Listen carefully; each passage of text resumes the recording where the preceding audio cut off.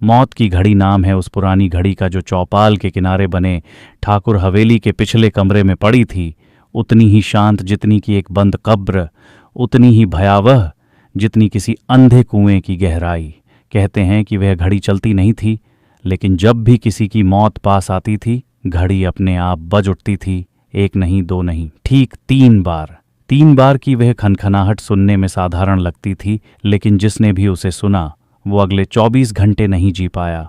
ये किस्सा सिर्फ एक कहानी नहीं था, गांव के बुजुर्ग इसे कसम खाकर सच बताते थे, और मैंने उसे खुद सुना था। ये सब तब शुरू हुआ जब मैं, आरव, 7 साल बाद अपने गांव लौटा था। शहर की तेज रोशनी, भाग दौड़, मशीनों की आवाज़ें, सब कुछ थका देने वाला था। माँ की तबीयत खराब थी और पिताजी ने फ़ोन पर सिर्फ इतना कहा था, अगर उसे आखिरी बार देखना चाहता है तो आज ही निकल पड़। मैं तुरंत बस पकड़कर गांव आया, लेकिन पहुंचते पहुंचते रात हो गई थी। गांव की गलियां पहले जैसी नहीं थीं। अंधेरा और ज्यादा घना लगता था, जैसे घरों की दीवारें मुझ पर झुक रही हों। दूर से कुत्तों के भौंकने की आवाज़ें और पत्तों की सरसराहट जैसे किसी को बुला रही थीं। हवेली के बाहर कदम रखते ही लगा जैसे कोई मेरी पीठ पर नजरें गड़ाए खड़ा था। मुड़कर देखा तो सिर्फ हवा। अंदर पहुंचा तो माँ बेहोश थीं। पंडित भी थे, कुछ रिश्तेदार भी। सब कहते थे कि बस अंतिम समय है, लेकिन उनकी धड़कन अभी भी थी, हल्की मगर थी। तभी चाचा ने कहा, आरव, तू उस कमरे में मत जाना जहां मौत की घड़ी पड़ी है, समझा? मैंने सिर हिला दिया, लेकिन मन में हलचल थी। आखिर इतनी डरावनी क्या बात थी उस घड़ी में? रात के करीब 12 बज चुके थे। माँ को दवाइयाँ दी जा रही थीं। मैं बरामदे में बैठा था कि तभी अचानक हवेली के भीतर की हवा भारी होने लगी, जैसे किसी ने सब दरवाजे एक साथ बंद कर दिए हों। बिजली भी चली गई। अंधेरे में बैठे बैठे मैं घबरा गया। तभी टन टन टन 3 बार वही आवाज़। आवाज़ इतनी साफ थी कि लगा जैसे ठीक मेरे पीछे किसी ने घड़ी बजाई हो। मेरा खून जम गया। मैं धीरे धीरे मुड़ा। वहाँ कोई नहीं था। दीवारें अंधेरी थीं, हवा ठहरी हुई थी। मैं कांप गया। क्या यह वही मौत की घड़ी थी? पर वह तो हवेली के पिछले कमरे में रखी थी। यहाँ आवाज़ कैसे? मैं डरते डरते उस कमरे की तरफ बढ़ा। रास्ते में ज़मीन पर बिछी पुरानी टाइलें चरमराईं। कमरे का दरवाज़ा आधा खुला था, जैसे किसी ने अभी अभी प्रवेश किया हो, जैसे कोई मुझे अंदर बुला रहा हो। मैं अंदर पहुंचा तो देखा, कमरा धूल से भरा था। जाला हर कोने में फैला था। लकड़ी की अलमारी तिरछी पड़ी थी और बीच में रखी थी वह पुरानी पीली घड़ी। घड़ी पूरी तरह रुकी हुई थी। सुइयां 12 बजे पर अटकी थीं, लेकिन आवाज़ आवाज़ अभी भी कानों में गूंज रही थी। तभी मुझे लगा जैसे घड़ी के कांच के पीछे कुछ हिल रहा हो, जैसे परछाई। मैंने झुककर देखा तो महसूस हुआ कि घड़ी के भीतर मानो किसी का चेहरा था। नहीं, चेहरा नहीं, एक खोह, एक काली गहरी खाई जिसमें सिर्फ अंधेरा था। अचानक कमरे के कोने से एक आवाज़ आई, फुसफुसाहट जैसी। वक्त पूरा होने वाला है। मैं पीछे हट गया। दिल तेजी से धड़क रहा था। तभी किसी ने मेरे कंधे पर हाथ रखा। मैंने चीखते हुए मुड़कर देखा, पिताजी थे।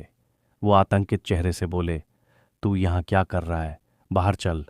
उन्होंने मुझे खींचकर कमरे से बाहर निकाला और दरवाज़ा जोर से बंद कर दिया। उस समय मैंने नहीं पूछा कि वो क्यों डर रहे थे, लेकिन उनकी आंखों में जो दहशत देखी वह किसी भूले भटके इंसान की नहीं थी। जैसे वह जानते हों कि कुछ भयानक होने वाला है। और हुआ भी।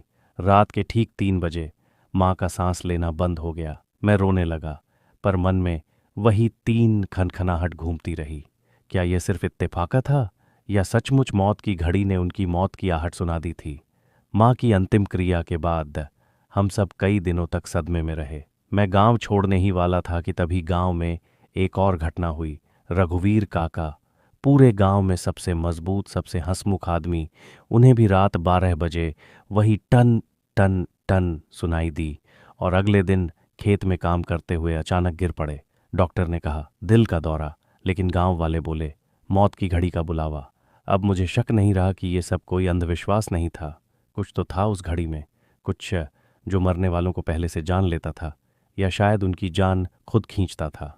मैं अब डरा हुआ था, लेकिन डर के बावजूद दिल में एक सवाल बार बार उठ रहा था, आखिर ये घड़ी बनवाई किसने और क्यों? मैंने अपनी दादी से पूछा। वह पहले तो चुप रहीं, फिर धीरे धीरे बोली, तेरे परदादा ने बनवाई थी। उस जमाने में एक संत आया था यहाँ। उसने कहा था कि यह घड़ी बुरे समय की चेतावनी देगी, लेकिन तेरे परदादा ने उसकी बात नहीं मानी और घड़ी को तिजोरी में बंद कर दिया। संत ने जाते जाते कहा था, जिसे यह आवाज़ सुनाई पड़ेगी उसकी नियति तय हो जाएगी। बस तब से घड़ी अभिशाप बन गई। मैं सन्न रह गया। क्या सचमुच वह संत कोई तांत्रिक था, कोई श्राप था, या कोई अलौकिक वस्तु?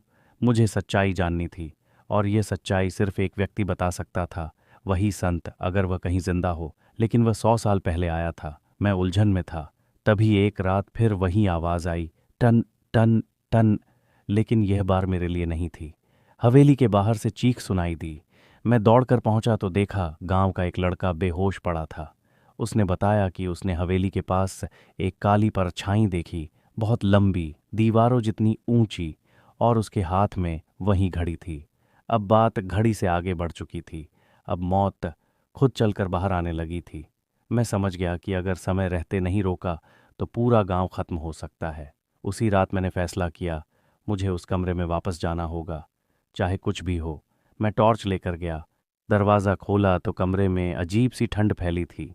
घड़ी अपने आप खड़ी थी और उसकी सुइयां धीरे धीरे घूम रही थीं, बिना किसी मशीन के, बिना किसी आवाज़ के। मैंने कांपते हुए पूछा, तू कौन है, क्या चाहती है? अगले ही क्षण घड़ी के अंदर की काली खाई हिलने लगी, फैलने लगी, जैसे एक काला धुंधलका कमरे में उतर रहा हो, और उसमें से एक आकृति उभरी, वही बिना चेहरे वाली। उसकी आवाज़ नहीं थी, लेकिन शब्द मेरे दिमाग में गूंजे, मैं समय हूँ, मैं अंत हूँ, जिसे मैं पुकारूं उसका वक़्त खत्म। मैं डर से जड़ हो गया। आकृति और करीब आ गई। मैंने चीखते हुए घड़ी को उठाकर जमीन पर दे मारा। कांच टूटा, लकड़ी बिखरी, लेकिन उससे कुछ नहीं हुआ। उल्टा वह और विशाल हो गई। उसने मेरे कंधे को छुआ और अचानक मुझे लगा कि मेरी सांसें रुक रही हैं। तभी पीछे से पिताजी दौड़े और मुझ पर से उसका हाथ हटाया। उन्होंने लकड़ी का त्रिशूल उठाकर आकृति पर वार किया। आकृति कुछ पल कांपी, फिर पीछे हट गई और घड़ी के टूटे हिस्सों में समा गई। पिताजी हाँफते हुए बोले, भाग, अभी भाग। हम दोनों बाहर भागे। दरवाज़ा बंद किया। भीतर से जोर जोर से धमाके होने लगे, जैसे कोई अंदर से बाहर आने की कोशिश कर रहा हो। सुबह दरवाज़ा खोला तो देखा घड़ी गायब थी। सिर्फ काला राख जैसा चूरा बचा था। हमें लगा शायद सब खत्म हो गया। लेकिन उसी शाम पूरे गांव में एक साथ एक आवाज़ गूंजी, टन टन टन। पूरे गांव ने सुना। 3 खनखनाहट। हवा काली हो गई, पेड़ झूमने लगे, और दूर से वही बिना चेहरे वाली आकृति दिखाई दी। अब पहले से भी ऊंची, पहले से भी भयंकर, और उसकी आंखों की जगह 2 गहरे गड्ढों में सिर्फ एक चीज चमक रही थी, वही टूटी हुई घड़ी की सुइयां। अब वह सिर्फ एक व्यक्ति को नहीं, पूरे गांव को लेने आई थी।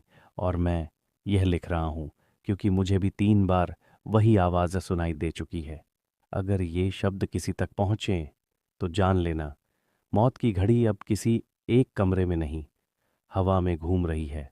और जिसे भी सुनाई दे, वह चाहे जहां भागे, समय उसे ढूंढ ही लेता है। टन टन टन।